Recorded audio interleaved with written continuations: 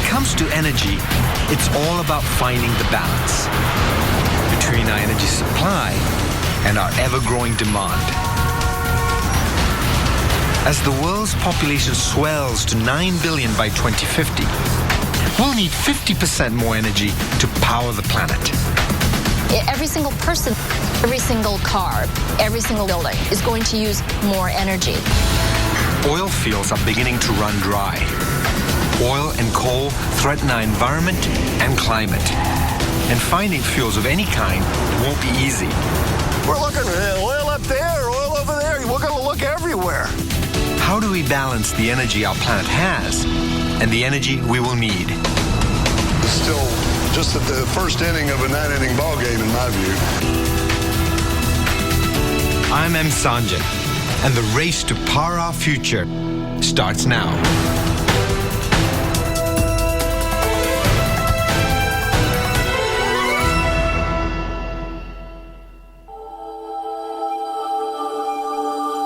Did you ever wonder how Earth must look to someone from another planet?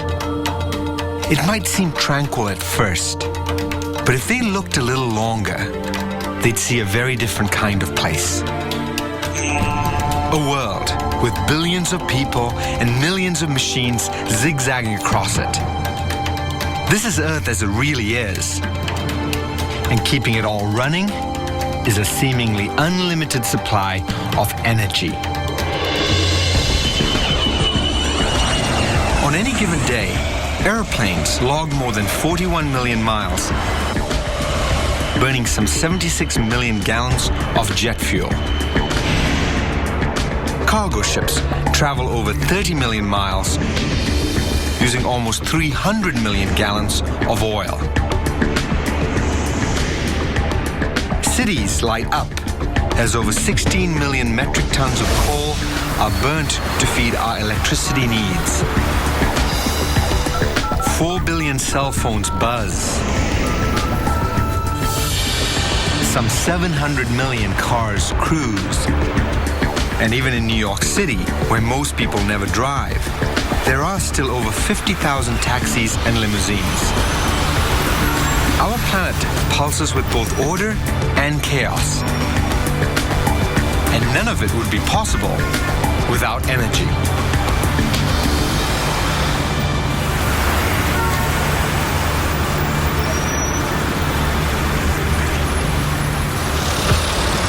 Homes and villages and towns and cities all bustle with activity because of our ability to harness energy. If we stop for a moment and add all that up, we find out that we humans use an awful lot of it. At least 15 terawatts of energy every single moment. That's 15 trillion watts of energy burning all the time, every day. We all know a watt is a unit of power. It takes 100 watts to power a standard light bulb. Well, it takes an average of about 15 trillion watts to power everything we do everywhere on the planet every single day. The key to keeping civilization humming is to keep that power coming. And to do that, we have to solve an enormous math problem. We are constantly balancing energy supply with energy demand. On the demand side, we've got people, appliances, homes, cars, airplanes, and cities. Add it all up, 15 trillion watts. And for supply, all the sources of energy we tap to feed this demand. These days, more than 80% comes from what we call fossil fuels. Oil, a third. Coal, a quarter. Natural gas, a fifth. The rest comes from a mix of other energy sources. Nuclear, hydroelectric, and a tiny fraction from wind, solar, and geothermal energy. This has always been our challenge with energy, to satisfy our needs with the available supply of power. And it's getting harder to do. For one thing, demand is rising as our population grows. The more there are of us, the more energy we use. Supply is becoming problematic. Oil is getting harder to find, and it comes mostly from foreign sources. Not to mention potential risks to the environment. Coal is cheap and still relatively abundant. But like all fossil fuels, burning it contributes to climate change. To solve our looming energy problem, we've got to understand it. Both how much energy we have and how much we will need. Everything we do, from individual actions to actions we might take as an entire species, ultimately affects this balance. With billions of people and trillions of watts of energy, it's hard to know where to start. So let's try the beginning.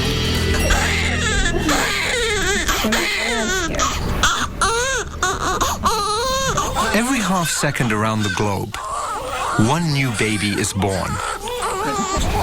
Snap your fingers, and there's another, and another. One baby is cuter than the next. But with each new addition comes just a little bit more demand.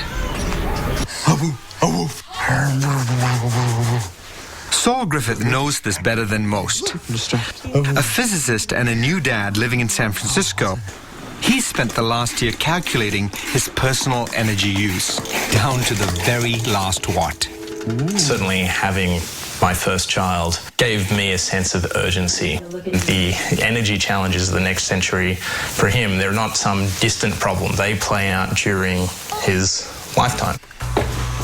By getting a handle on how much energy we use as individuals, Saul believes we can begin to tackle the growing energy demands of everyone. Today, we're adding people to the planet at a rate almost impossible to imagine. Think of the most crowded place you've ever been. Maybe a rock concert or a football game. Think 65,000 people. The number of people packed into the Citrus Bowl here today gets added to the planet every 8 hours. That's about 200,000 new people added to the world every single day. At this rate, our population will swell to 9 billion by 2050. It's really difficult to comprehend the numbers until you can feel it, you can hear it, and you can see it. Every person added to the planet is not just adding to the human race, but it's also adding to the energy demand of the planet. And as you can see, pretty soon the numbers get really big. By 2050, we may need 50% more energy than we do today. And right now, it's not clear how we'll get there. So much energy is almost impossible to fathom. So rather than looking at the combined energy demands of everyone on Earth, Griffith brings these numbers down to a personal level, starting with himself. And so I'm trying to figure out my own energy use at an incredibly specific level to sort of give a more personal view into those much, much larger numbers. And so that led me to start measuring the energy use of every single aspect of my life. Transportation, housing, the energy in the food that I eat and the production of that food.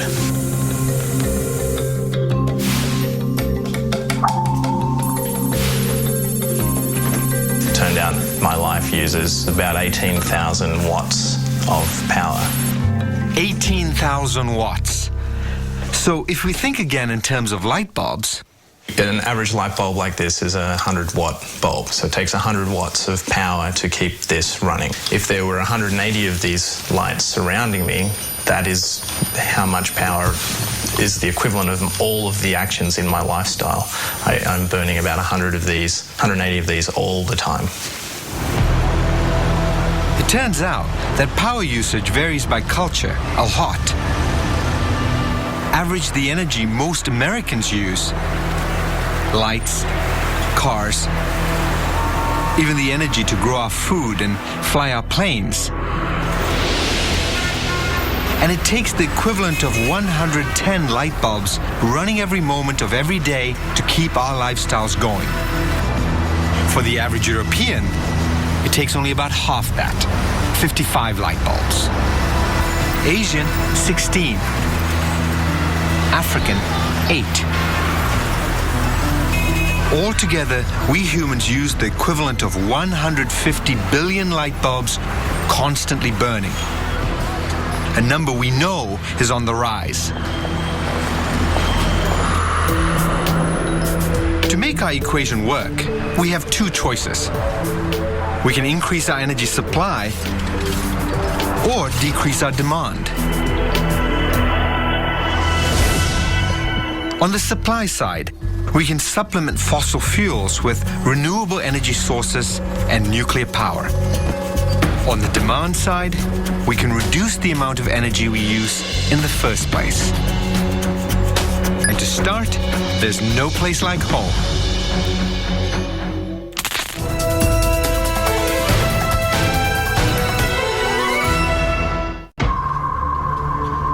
If we want to make our energy supply go further, a good place to begin is by reducing our energy demand. And in this country, it's easier said than done. In the United States, a land of wide open spaces, our lives have become supersized.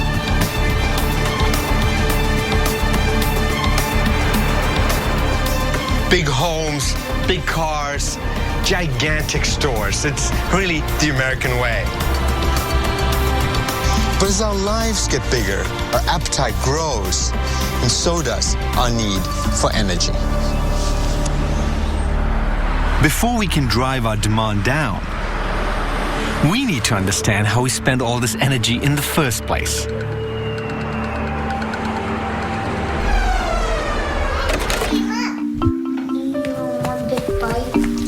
You want syrup?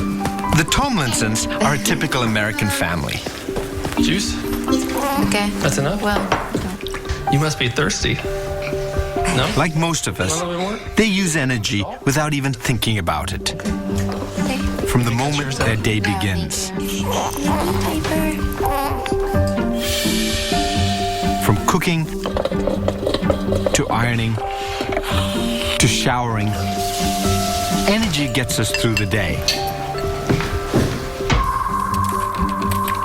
Our homes and workplaces account for nearly 40% of U.S. energy use. Most of that in the form of electricity. The amount of energy we use at home has tripled in the U.S. since the 1950s, thanks to our expanding lifestyle. Our houses have ballooned in size by nearly 150%. Larger homes need more heating, more cooling, more electricity, and they hold more stuff.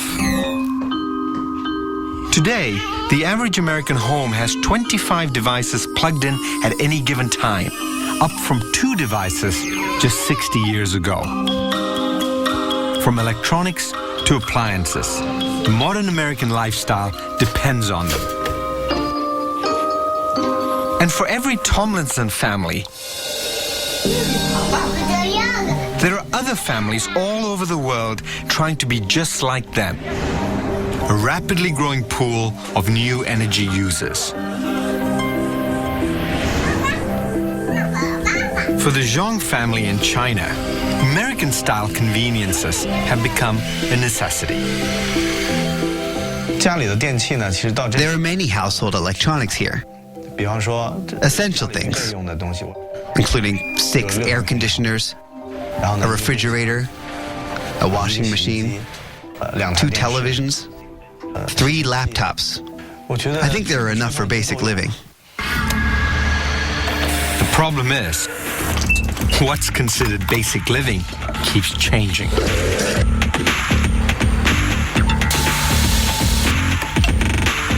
If everyone lived to American standards and consumed as much as we do, the human race would need 5.4 Earths to sustain itself.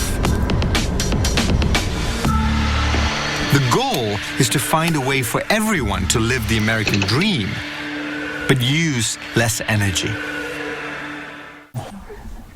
In the US, Saul Griffith is doing just that. By moderating his home's temperature, using efficient lights, walking more, and buying less, he's found he can make a difference in his energy consumption. In 2007, I used 18,000 watts. This year, 2009, I'll probably get it down to 9 or 10,000 watts. For my son, my infant son, I am fighting for the solutions that will make it work out well so that he has a high quality of life and enough energy. And I think we'll have to be creative. So let's look at what the numbers tell us. We've heard about changing light bulbs, but what kind of impact can that really have? If every American family replaced all their light bulbs with energy-efficient ones, it would only reduce the world's energy demand by a fraction of 1%. That might not sound like a lot, but it's equivalent to the energy output of 23 coal plants. If no one in the world used electric dryers, and we hung our clothes instead, we could save the equivalent energy of 20 coal plants. Better insulation, more efficient windows, powering down electronics. These changes may not be glamorous, but taken together, they can make a huge difference. Some say efficiency improvements alone can help knock our energy demand down 20% in the coming decades. But there's even more to our energy consumption than meets the eye. Everything we buy or eat carries a hidden energy price tag. If you have any doubts about that, just have dinner with Xavier Bengoa, a professional life cycle analyst. He tallies the energy cost of everything we consume, even a simple glass of wine. In order to get your glass of wine here, there are probably about 2,500 industrial processes involved at some point. The pesticides and fertilizers used in growing the grapes, the glass that was manufactured to make the bottle, the shipping, all required energy that's embodied in every sip. Light bulb or... That's not to single out wine. A ballpoint pen, the plastic, the ink, the tungsten ball at the tip. It all takes energy to make. The lithium battery in your cell phone, the leather in your shoes, takes energy. Most of the energy behind everything we buy gets burnt before it even gets to us. So if there's one thing that you as an energy expert would do to change your behavior or my behavior, what would that be? I'd eat less meat. It's just huge, the amount of energy you need to grow a cow and to get a steak in your plate. Turns out, raising cows takes a long time and a huge amount of energy. You need to feed them for years before you get your steak. Producing beef uses 10 times more fossil fuel energy than a meal of chicken, and 16 times more than a plate of veggies. How much meat do we eat in the West? In the US, it's about 66 pounds per person per year. It's the same as the energy produced by 15 average nuclear power plants in the US. That's incredible. In 1 year. Yeah, it's huge. So, small changes in our behavior can have a huge impact. Simply being aware of the energy cost of things we consume may help us lower our global energy demand and start tipping the energy balance in our favor. We're going to need to, because one vital energy source that's keeping us on the go may be running out much faster than we dare to think.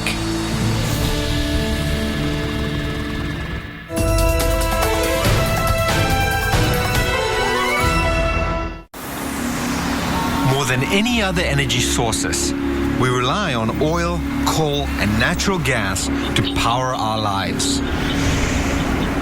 Altogether, these fossil fuels supply over 80% of our energy needs, and oil is the leader of the pack.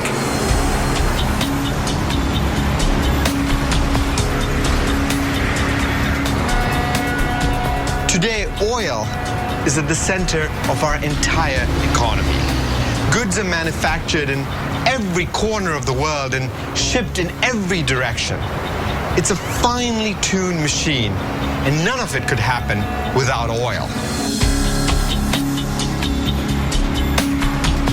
In the US, we consume over 870 million gallons of oil a day. That's 588,000 gallons every minute. These numbers are all too familiar to ecologist Charles Hall, who's been raising alarms about our oil addiction for decades. This is the essence of our civilization. People say that we live in an information age or that we live in a post-industrial age.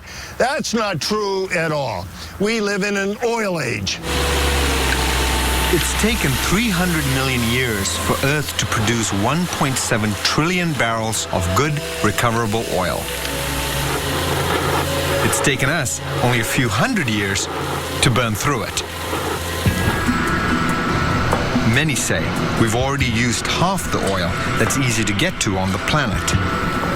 Any non-renewable resource goes through a period of discovery, figuring out how to use it, an increase, a peak, and a decline as the resource is exhausted. For the United States, the peak in oil was in 1970. We're halfway down the other side of the curve. Well, oil's still here, it's still important, but it isn't anything like it used to be. Our solution to oil shortages so far has been simple: drill for more. And from miles below the ocean to the frozen high Arctic, our appetite for oil has taken us to places so hostile and remote, they were written off just 10 years ago. The oil sands of Canada are a perfect example. Trapped in this dirt are nearly 7 trillion gallons of oil, enough to last at least 100 years. The reserve is second only to Saudi Arabia's. The trouble is, the oil isn't nearly as easy to get. The oil here can't be pumped like a liquid. It's thick and heavy and requires many tons of earth to be mined and moved. Every 2 tons of material on that truck is going to be converted into 1 barrel of oil. So if it's got 400 tons of material on that truck, that's 200 barrels of oil on the way down the pipeline.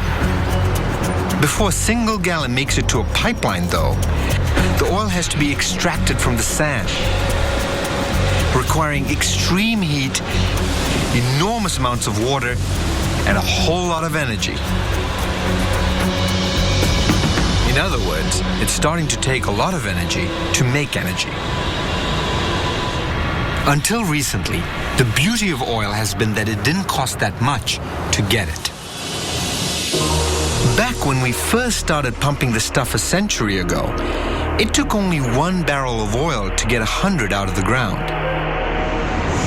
Today in Saudi Arabia, it takes 1 barrel to get 20. And here in the Canadian oil sands, you have to use 1 barrel to get 5. We're looking at oil up there, oil over there. We're going to look everywhere. But at some point, it's going to cost you more oil to find the next barrel of oil, or certainly to find and develop it. That's the end of the oil age. Even if we can somehow find a way to keep the oil taps flowing, continuing to burn it may cause us an even bigger problem. Every time we fire up an engine and put our foot on the pedal, we're sending carbon dioxide into the atmosphere. It's hard to appreciate since we can't see it. So let's see it. Imagine every mile you drive, your car dumps out a pound of trash onto the highway. Now imagine all the other cars around you are doing exactly the same. Well, that's what we're doing with carbon dioxide. A big SUV, 2 pounds per mile. A giant truck, well, that's 10 pounds per mile. Ships drop about 4,000 per mile. Airplanes, about 250. Add to that the world's coal plants, which dump billions of pounds more. Well, all those pounds start adding up pretty quickly, and they stay in the atmosphere for a very, very long time. And that, most scientists agree, is really bad news for the climate. All this accumulating carbon dioxide is beginning to raise the Earth's global temperature. If we want the climate to stay within a safe range, most scientists say we'd have to dramatically limit the amount of fossil fuels we use by 2050. Instead of making up 80% of our energy mix, as they do now, fossil fuels will need to drop down to about 15%. And our other energy sources will need to make up the difference.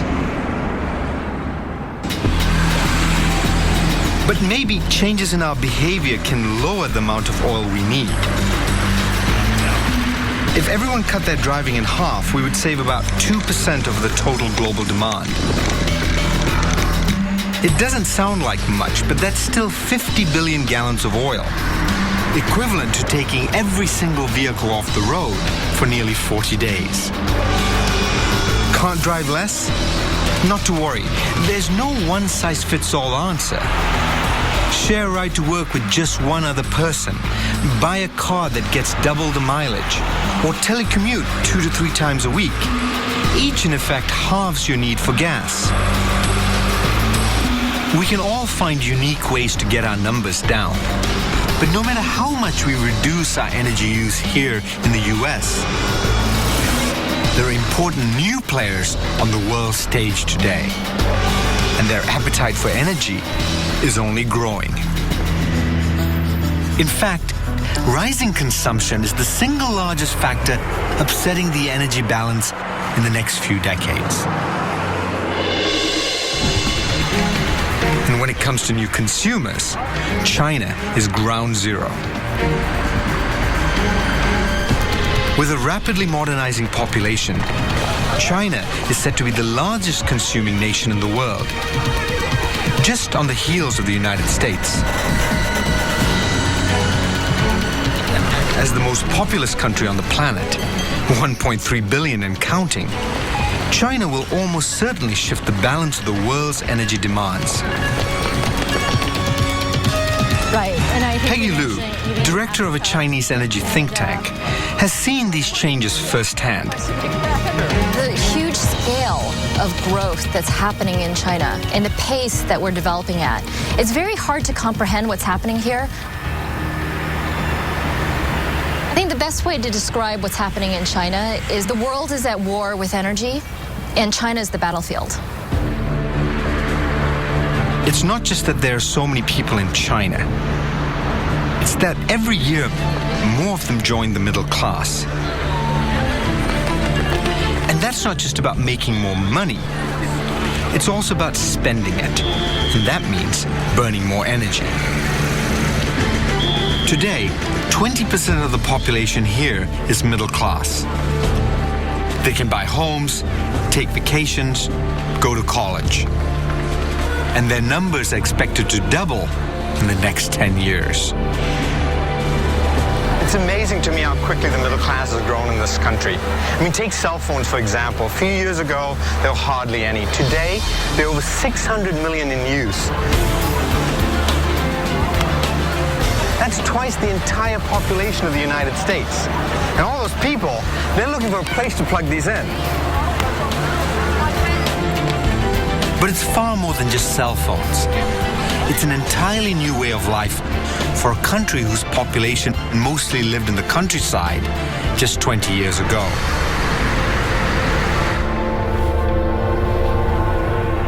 Zhenjiang only wants the best for his daughter. A comfortable life, a brighter future. Today, more and more families are moving to urban centers like Shanghai. That's where the jobs are.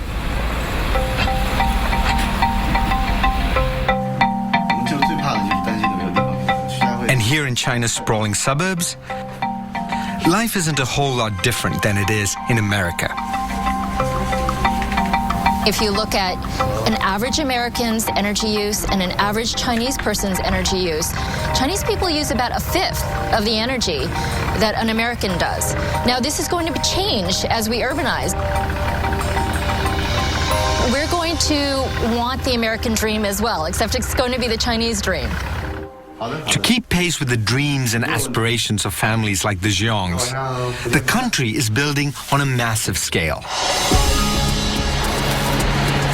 There's new construction just about everywhere you look. China is building 2 New York cities every year. So that scale is very hard to imagine. And if you think about it, energy is required by every single one of these buildings, by every single car, by every single person that moves into these cities is going to use more energy. And it's not just China. India, Africa, Southeast Asia are all on the same path. In India, nearly 600 million people are set to join the ranks of the middle class in the next 15 years. That's almost twice the entire US population. Across the globe, families are striving for the same thing, a better life. And their model for development? The United States. Stanford biologist Paul Ehrlich has warned of the consequences of population increase for decades. If we'd had this conversation 40 years ago, I would have said, I think that reproductive behavior is more difficult to change than consumption behavior. I now think the absolute opposite. Around the world, birth rates generally tend to be dropping, but we've been expanding the per capita consumption, particularly among the richest people on the planet. All that consumption requires energy. And as long as we keep going with that, then we're not sustainable. We're going to go down the drain. For now in the developing world, people are still choosing growth over sustainability. But in China, they're starting to recognize there's a problem. Sometimes I may not be able to control myself and I buy a lot. But I do have awareness. Buy only what you need. I tell my friends to try not to use plastic bags. Recognizing the problem is always the first step. But cutting back gets us only so far. So how can we find more and better ways of getting energy? We look to sources that have an endless supply.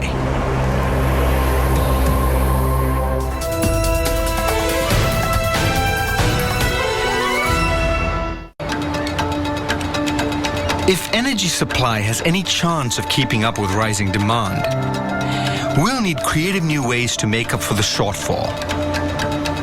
And that means looking more closely at all the forms of energy around us. And some of them are closer than you think. Energy is not obvious to us. We don't really see the wind, but we feel the wind. We feel the solar energy as warmth on the side of our face. It's not intuitive because it's not visible. But if we start to look a little more carefully, we start to see all the energy around us, both the ways that we use energy, but also all of the energy forms that we could be using to power humanity. But are all these other forms of energy really up for the job? Could we increase our energy supply without the help of fossil fuels? Well, let's see. What else have we got? Nuclear power already provides 9% of the world's energy. Griffith thinks it could provide up to 15%. But while it's clean and consistent, it's also costly and controversial. It can help, but it probably can't do it alone. So what about renewable energy? The kind we can collect from sun, wind, and waves. Potential wave energy on our coastline can power about a fifth of world demand. While it will be useful to use wave power to supply humanity with energy, it's not the entire answer. Hydroelectric power can supply about a third of our total global energy needs. But that's if you dammed every single river on the entire planet. We've already dammed many of the biggest. We start getting somewhere with geothermal energy.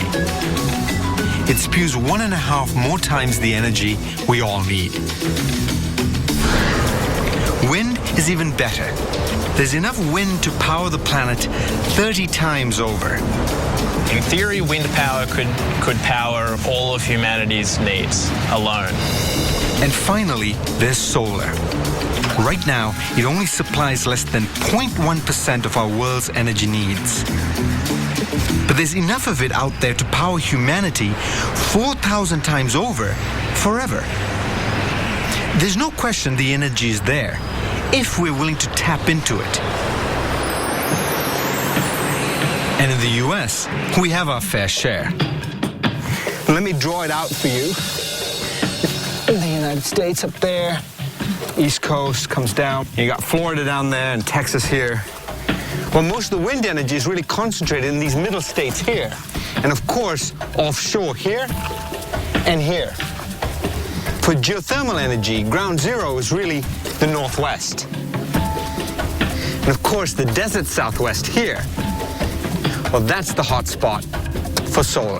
Trouble is, when you look around here, there are no roads here, there's no infrastructure, and there are no transmission lines. And that brings up a big challenge. How do you get the power from here to the cities where it's needed the most? About 300,000 miles of transmission lines carry power across the US. But very few of them run to areas where renewable energy is most abundant. So, retooling the grid is one of the biggest hurdles alternative energy has to overcome. The fact is, none of this will come easy. To meet rising demand, we will have to create more energy than we ever have in all of human history. And to do it by 2050, we need to start building right now. Saul Griffith has crunched the numbers. Let's say we want 70% of our new energy to come from equal parts solar, wind, and nuclear. We'd have to install 1,600 square feet of solar panels every second for the next 40 years. One large wind turbine every 3 minutes. And one full-size nuclear power plant every single week. It seems daunting, to say the least. But we've faced challenges like this before and found ways to overcome them. We've already shown that in 5 or 6 years, you can totally transform the economy. In 1941, the U.S. produced something like 3 or 4 million passenger cars. And then we had a little event on December 7th called Pearl Harbor. And the next year, we started to produce airplanes and battleships and guns. And then in 1945-46, we turned it all around again, and we went back to producing refrigerators, passenger cars, and so on and so forth. When you have the right mobilization, you can change how you use energy. But do we have that capacity today? There are plenty of car companies out there churning out a car every few minutes. No reason they couldn't do the same with solar panels and wind turbines. We use aluminum to manufacture 110 billion soda and beer cans each year. If we build the same quantity of solar mirrors instead, we could generate over 10% of our total energy requirements in a decade. Technically, America and all of the industrialized nations need to very radically change what we're focusing our industries on. It turns out that across the country, manufacturers are already retooling, churning out new technologies as well as jobs. Iowa-based Trinity Structural Towers is doing that one wind tower at a time. When we found this plant a couple of years ago, it was producing Maytag appliances and shutting down. But it was nothing like a wind tower plant needs to look. Now we've got high ceiling cranes, bringing very heavy steel through, we're able to use what this plant already had, convert it to new energy with wind towers, and use a lot of the existing labor that was already in place. Renewable energy isn't just good for the planet, it's good for business. Trinity's come from no wind towers being built about 5 years ago to well over 1,000 towers a year, revenues of about $400 million a year. Shows you that we and others can grow our capacity to meet the wind tower demand. And there's plenty of business to go around. How you doing tonight? Another company, TPI Composites, is building 150-foot turbine blades. Basically, for the last 18 months, we've been on a 24/7 pace. Our goal is to basically make a blade every day. The United States has the world's fastest growing wind market, with over 8,000 megawatts coming online each year, enough to power about 2.5 million homes. TPI's plant manager, Kruger Tuttle, is riding that wave. It really is about the energy future in our country. You know, and that's the sense of calling for me, because we're really doing something that matters. So there you have it. The energy is out there, and we have the means to harness it. Now, it's time to tally up what we'll need to keep civilization running. On the demand side, we can drop the number of watts and lower our global energy demand by 20% in the coming decades. To bring us the rest of the way, while it's clear we can't rely on fossil fuels as much as we have in the past, they will always be part of the equation. But we're also going to have to rely on a combination of renewable energy sources. We can continue to use our existing hydroelectric power, but add to it more solar, wind, geothermal power. Then add more nuclear energy. Add them all up, and we meet our total global demand. Of course, this is just one way to slice the energy pie. Depending on our needs and emerging new technologies available to us, there may be countless more options. It's going to take all of us to balance the energy equation. We need to come together and accelerate solutions. And only with collaboration can we get to a green, cleaner planet by 2050. We've got a long way to go to get there. It's still just at the first inning of a 9-inning ball game, in my view. It just takes commitment and passion and a willingness to do it. In the end, it's all about choices. It's clear we can make these numbers work if we really want to. By reducing our energy needs and upping our clean, renewable supply, we can strike that perfect balance. It won't be easy, but if we want our kids and our grandkids to enjoy this world as we have enjoyed it, then we'll have to make the right choices. After all, this crowded little planet is really the only home we've got.